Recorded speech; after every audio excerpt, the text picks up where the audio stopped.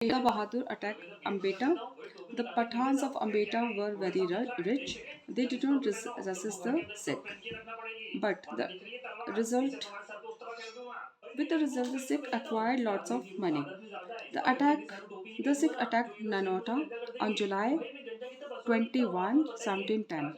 The Sheikh Zadas, who were experts in the art of archery, resist the Sikh, but Sikh killed 300 Sheikh Zadas and become victorious. तो बेहद की बात की है बंदा बहादुर जी की विजय यात्रा एक पूरी यहाँ पे स्टोरी दे रखी है।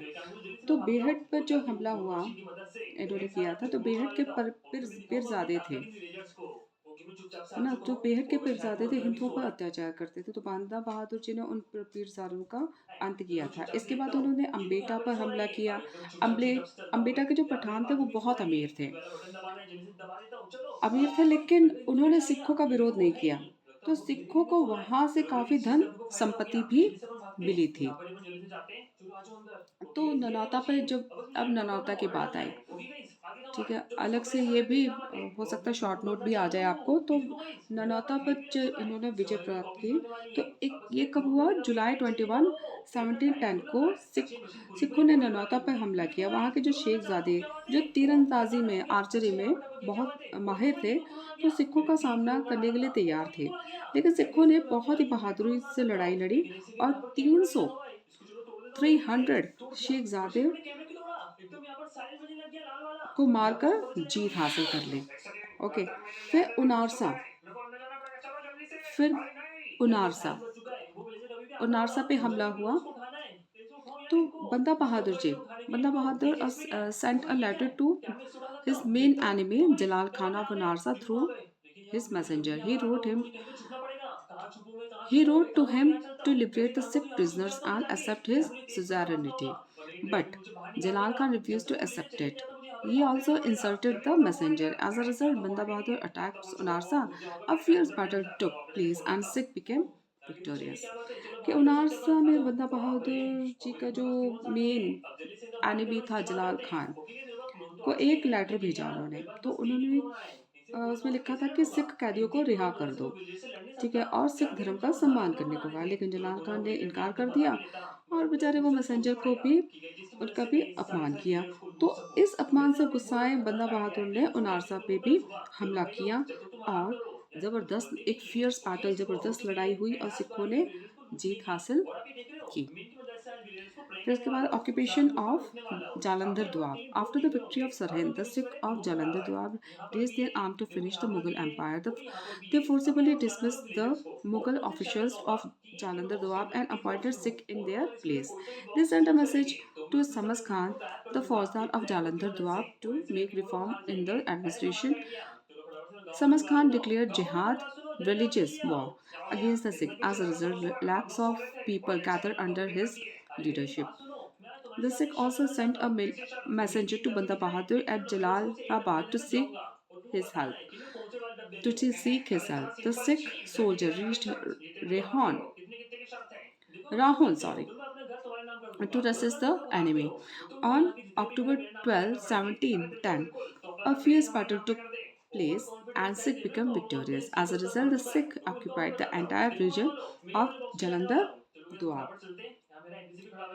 तो सरहिंद को जीतने के बाद जालंधर दोआब के सिखों ने भी जो मुगल साम्राज्य के खिलाफ हथियार उठा लिए थे।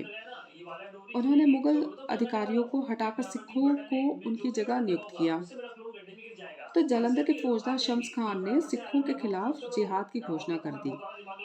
तो बड़ी संख्या में लोग उनके साथ हो गए। तो सिखों ने बंदा बहादुर से मदद मांगी। तो ये टाइम था 12 अक्टूबर 1710 का, जब राहों में जबरदस्त लड़ाई हुई और सिखों ने जीत हासिल की। इसके बाद जो पूरा का पूरा जालंधर दोआब जो जालंधर दोआब पे था, सिखों का राज हो गया, कब्जा हो गया। Capture of Amritsar, Batala, Kalanaur and Pathankot. Like the Sikh of Jalandhar Doab, Sikh of this region also prepared themselves to fight against the Mughal government to liberate themselves. About 8,000 Sikh occupied Amritsar and the area around it. After they attacked Batala and Kalanor,